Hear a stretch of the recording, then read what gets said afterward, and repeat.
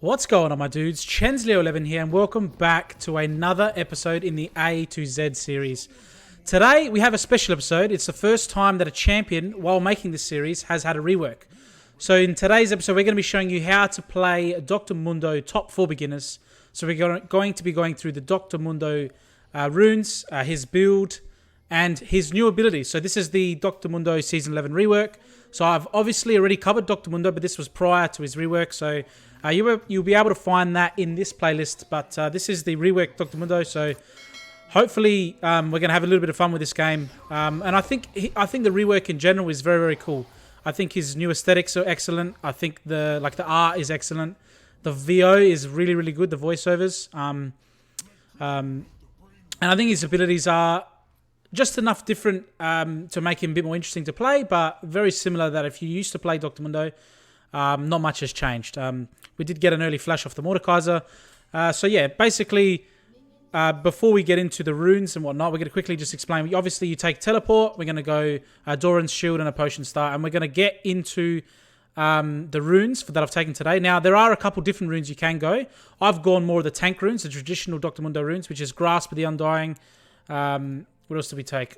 Grasp. Bear with me there. Grasp, Demolish. I've taken Second Wind. You can take Bone Plating.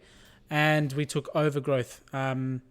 Again, you can take Revitalize as well. And then for secondary runes, I think this is the best, where you go Magical Footwear and then Approach Velocity.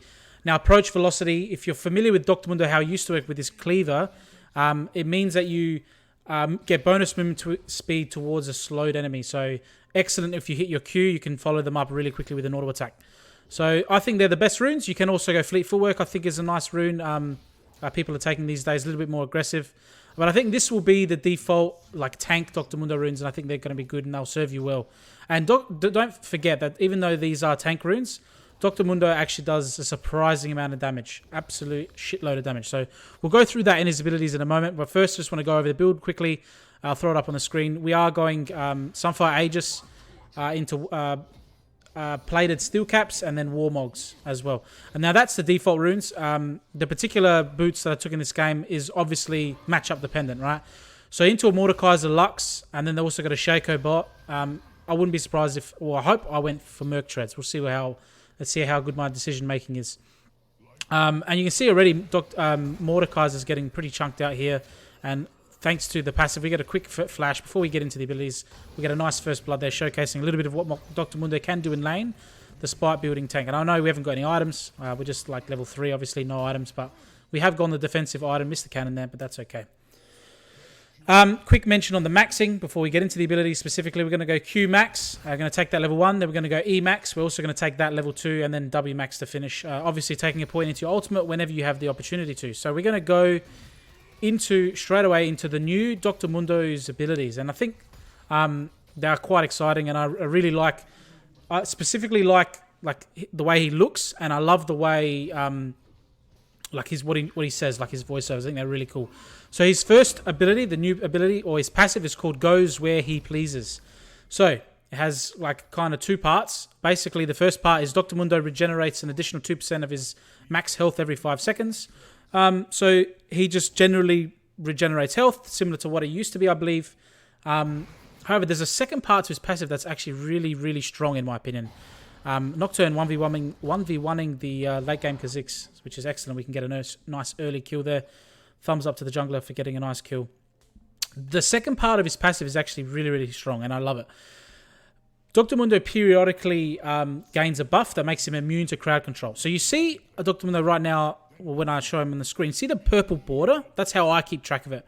Around my level and my health bar. That means, and there it is there, perfectly. See how there was CC with Mordekaiser's E, his pull, but it didn't actually affect me. What happened instead was I lost my buff, but a canister popped out. Now this canister, when it consumes the buff or the passive, a canister pops out and then you lose the ability, it goes on cooldown. So once it comes back off cooldown, you see down there, 5 seconds left on the passive cooldown. It's just next to my Q ability, so it's up now.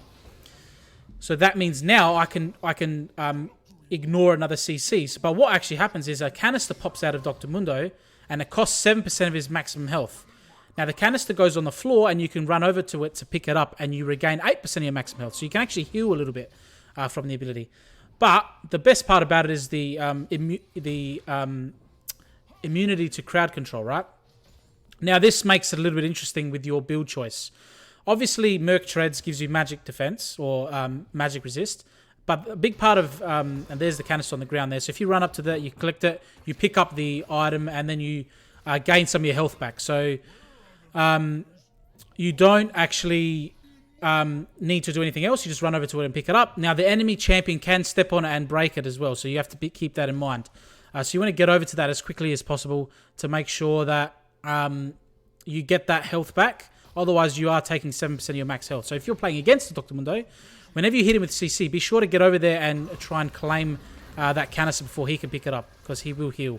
Let's have a look at this little trade here. We're going with the Mordekaiser. He gets the Conqueror proc. See, there's the canister goes over. We go pick up the canister. We get the life steal. Or no, we get the health back. It allows us to get our Q off.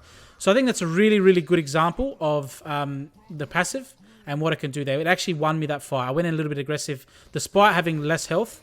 But we ended up winning the fight because we were able to pick up that canister, getting a little bit of healing overall. Because remember, you heal 8%, but it costs you 7% of your health there. So that was actually excellent. A really good showcase of his new passive. And as I said, yeah, you can if you collect the canister, it reduces the cooldown as well. So again, if you're playing against the Dr. Mundo, step on that canister, it'll break, similar to like a bard when he leaves those things. Those health pots around the map that you would have seen in the Bard video that we made earlier on at the beginning of the series. So that's basically the passive. It's really strong, much better. And as I was saying with the Merc Treads, so obviously Merc Treads gives you magic resist, but they also give you tenacity. So if it's a bit of a coin flip situation when you're playing Dr. Mundo, I kind of want boots, the armor boots and the auto attack reduction boots, but I really want tenacity. Remember that... remember your passive, right? So if you're smart about it, you can almost never get CC'd in lane as well. Like there's the Mordekaiser can't actually land a grab on me because of my canister will just pop off and I'll heal from it. So it's actually really, really strong. It doesn't work as well into different matchups. So you can see there, I let it grab me and I get the canister on the floor and I can just heal up. So pretty good passive. Next, we're going to go on to Dr. Mundo's Q. Okay, so this is very similar to the old Q. It's called Infected Bonesaw. And again, I'll throw up the abilities on the top left. So Dr. Mundo throws his his cleaver. You see me just use it there against the minion, and it costs health to use these abilities. So one thing that hasn't changed about Dr. Mundo is that he doesn't have mana. So you can see there's no mana bar. But what he does have is obviously he has health, but his abilities cost health to use. So you can see whenever I throw a cleaver, it costs me health to use, right? And I have little numbers that'll show, like when I throw that, it'll have minus health. There you go. So minus 25 health there when I threw that cleaver. But you need to be aware with the cleaver that when you hit someone, it actually restores some of the health, okay? So when you hit a champion, you gain, 100% of the health cost. So you get all your mana back, or your health. I call it mana when I'm playing Dr. Mundo, but it's basically your health. So you get all of your health back if you hit the Mordekaiser like I'm doing now. Now, what else you would notice as well is when I'm hitting these cleavers, the Mordekaiser is slowed. And I mentioned that earlier, and it's really synergizes with approach velocity. So that slow is also really, really good. It's 40% for 2 seconds. Very, very strong ability. And it gives you near insurmountable like chase potential. It's incredible. So really, really strong ability. If you can hit people with your Q, you're slowed. It helps you follow up with your second Q. And then it's like a vicious snowball effect onto the enemy. And they're kind of screwed, right? If you can keep hitting the Qs. Especially that it's not costing you anything if you keep landing them. Now, if you do hit a minion with your Q, you get half of the health back. Taking a few tower shots there unnecessarily, as I always do. If you're familiar with my channel, I tend to take a few shots for no reason. And another thing, just quickly, while I'm hitting the tower, I love Dr. Mundo's new animation. He literally puts his hands on the tower and bloody headbutts it. Absolutely excellent. I really love the graphical rework of Dr. Mundo as well, and he looks cooler. There's certain aspects of his kit as well, like his ultimate, that make him more clear when he's using it. It was a bit confusing when he's using his ultimate previously, and now it's really, really clear. So we are able to pick up our Sunfire Aegis with a 3-0 in lane, absolutely murdering this Mordekaiser, unfortunately for him. Now, Sunfire Aegis now, if you're familiar with this old Sunfire cape, I think it didn't give magic resist, so now it does give magic resist. So we're actually not too bad. Prioritize whichever resist you need in the matchup. In this case, AP, so we prioritize that. Now we have the full Sunfire Aegis.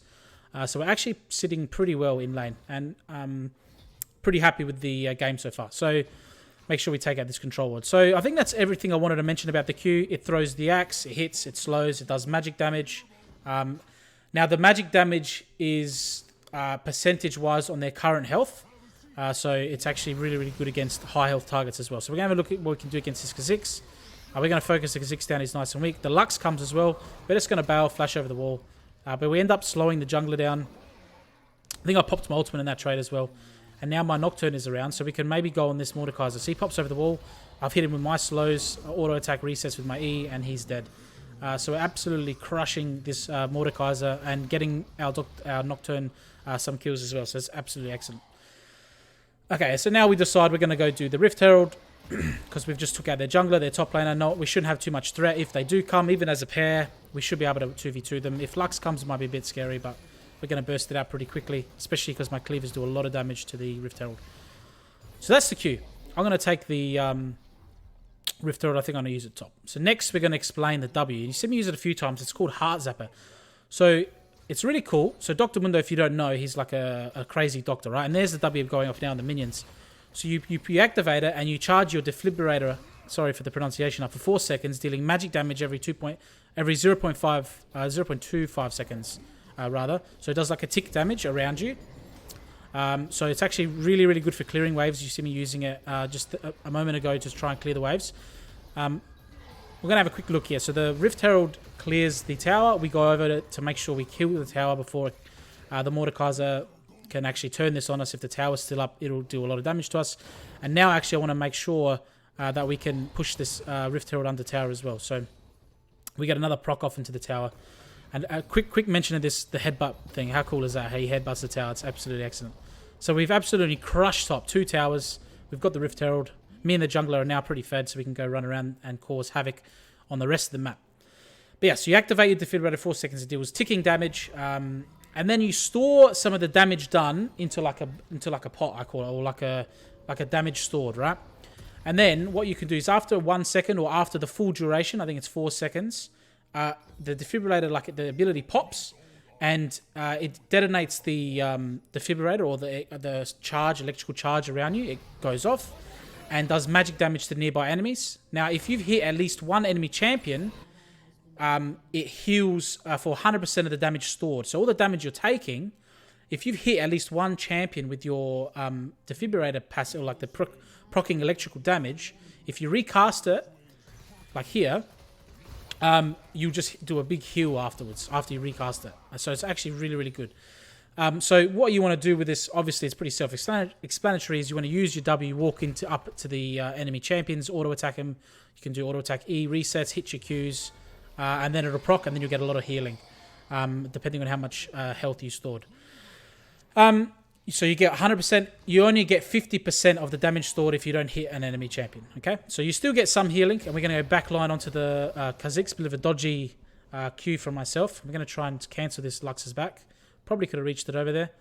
I have my cast indicators on Shift Q, so I can check my range whenever I need to. Little tip that I recommend doing, especially if you're new to the game and you don't know the ranges.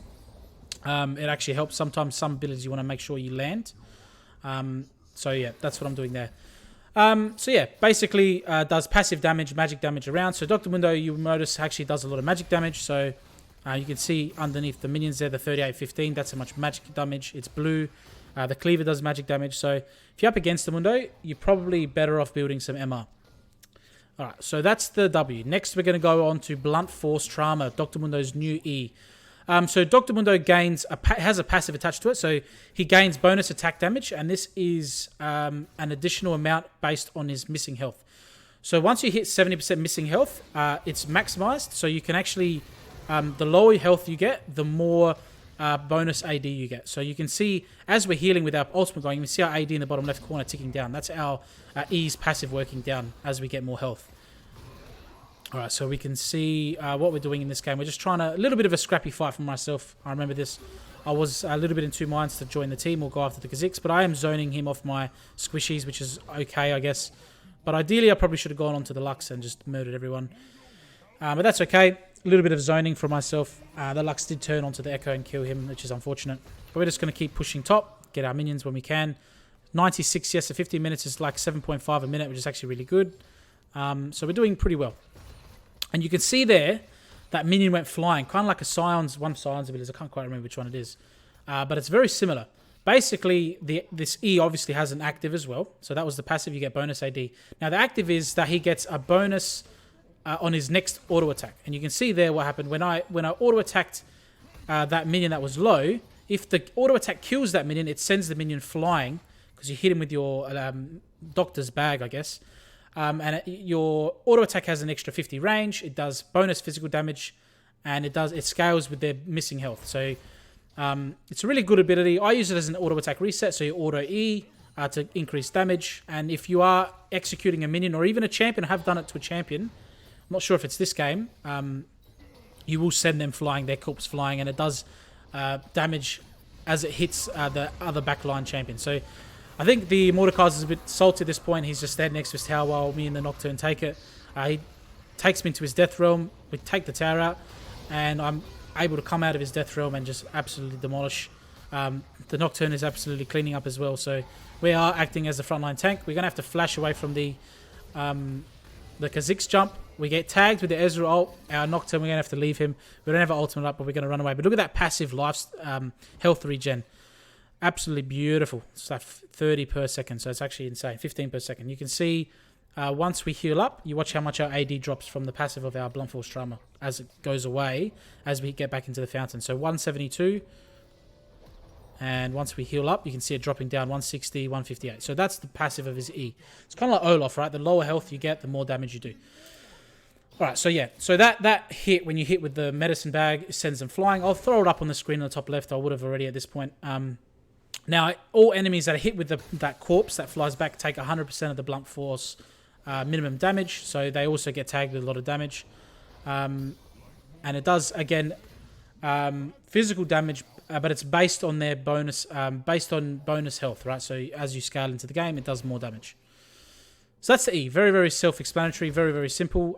Now, the numbers and specific scalings, you don't need to know as a beginner. Just know that when they're low, the minion is always low. You can see there I did it. I hit the cannon and went through all the rest of the minions. Really cool for wave clearing.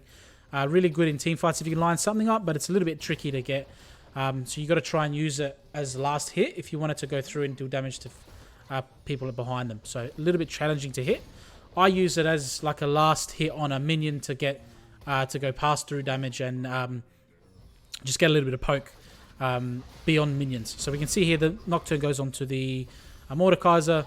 Unfortunately, I couldn't get the cleaver for the assist, but the enemy team are kind of like walking into us, which is exactly what I want. So I use my ultimate, go on to the Lux. We're getting a little bit of health. A little bit of a premature ultimate. Probably didn't need to go that early, but I just wanted to have the life's gen. I thought it was going to go in. The Nocturne ults the Lux, and we go on to the Ezreal here, and we just stand on top with our defibrillator going off, trying to land Qs and auto attacks and E's as much as we can. So very, very simple. But anyway, let's go on to what we've all been waiting for, which is the ultimate, which is pretty much unchanged. It's called maximum dosage. You've seen me use it a few times. Basically, it's an active. You use it. Dr. Mundo injects himself with chemicals, and he heals for 20% of his missing health.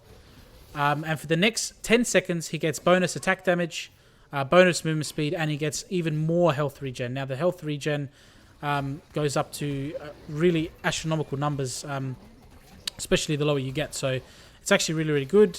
You use it. I like to use it not when you're full health, obviously, because you miss out on that first initial bit of healing. But when you're in the middle of a fight, like if you're half health, I think it's pretty good to use. And you become super tanky. The health regen you get is incredible. And that's it, guys. That's all the abilities. Again, Dr. Mundo in general, very simple champion to play. He's a pretty good tank. I actually consider him more of an off tank, a little bit of a damage dealer, like a Juggernaut. Because he actually does a lot of damage, especially if you can land all your cleavers and you can get on top of people with your W and your E auto resets. But yeah, he's a very, very fun champion. I highly recommend you give him a go. I hit the wrong shaker there, unfortunately. And I think he can provide a lot of stuff for your team. Like, tankiness is really underrated. Unfortunately, Leona ult there. The shaker is low. I think this is the real one, so I'm just going to walk over there and slap him. Yep, let's auto attack him. He's dead. He's only worth 176 gold, which is unfortunate. So you can see here we get onto the Ezreal. We have our W going. And you see that damage stored was like a grey, like a little bit of a grey bar on my health bar. And so once the W pops off, it heals me because I hit the Ezreal with my W. So it's actually really, really good. Right now, a little bit of a weird situation. I'm just kind of sitting mid trying to bust open this tower. But this game's pretty much over. We're really, really strong. We're really, really fed. The Nocturne's also really fed. We've got our Echo who's splitting top as well, bottom rather, taking towers. And we are just sitting mid, soaking up XP farm. I mean, the 80 carry could be here and I could be splitting myself, but I kind of want to stick with my team as a tank. And I'm happy to just sit mid, help siege down this tower. And I think we're about to do it. So with the runes you take, everything you take demolish, yeah. So it's actually really good to try and push down these towers. And that's pretty much all I wanted to say about his abilities, guys. Very, very simple. He's fun to play if you like playing tankier champions that are melee. The fact that he has his Q is really long range, and now his E gives him a bit more range. Like there it is there. Didn't quite tag anyone with the E. Means he's a little bit easier to play with all this new mobility that's into the game. Nicely on out slowing the Ezreal. Unfortunately, we can get that bonus movement speed towards him because he's immobilized, but it wasn't enough. But you can see the Echo now is starting to outscale the Kha'Zix, or he's out farmed him out more gold, so we can rely on him to get kills. We're going to take a little bit more, what's it called? We're going to take some more jungle camps off the enemy jungler. Always do that if you're ahead and you're safe, especially if you're playing a tankier champion. You can kind of do it as you wish. If you're playing a little bit of a squishy champion, a little bit risky. So there's the passive, just being a bit of a nuisance. 3 in the middle. We don't really have a team following, so we can't really go in by ourselves. We'll just die. Currently have not died, which is a little bit of a first for one of my videos. Usually I've died 12 times by now. But yeah, we can see we're just using our auto attacks, use our W, use your Q off cooldown. Now you can also play Dr Mundo in the jungle, and I have seen a little bit. I don't think it's as strong as his top lane. I think top lane is where it's at. The W is actually pretty good for clearing jungle camps because it's AoE. But it's not the quickest of clears. I have tried it, and it's with what I was building, I guess. I haven't tried it extensively, but I prefer to play him top because I like playing top myself over jungle. But yeah, very, very cool if you want to try him in the jungle as well. Again, let's start to talk about a little bit of the game, what we're doing. Again, we're just trying to siege mid as much as we can. Shaco's doing the worm there with his clone. We're with the Leona. We got a few levels. I think, did he just ignite me? I think he... I don't know what the hell the burn is. So he's obviously tilted as well because we've absolutely stomped this game. Now we're going to try and collapse on the Lux and the Mordekaiser with the Nocturne. You can see that slow going off. So there's my W going off. Unfortunately, the Mordekaiser pulls us off the Lux, but I'm pretty sure the Nocturne will be able to handle her while I finish off this Mordekaiser. Apparently not. They flash.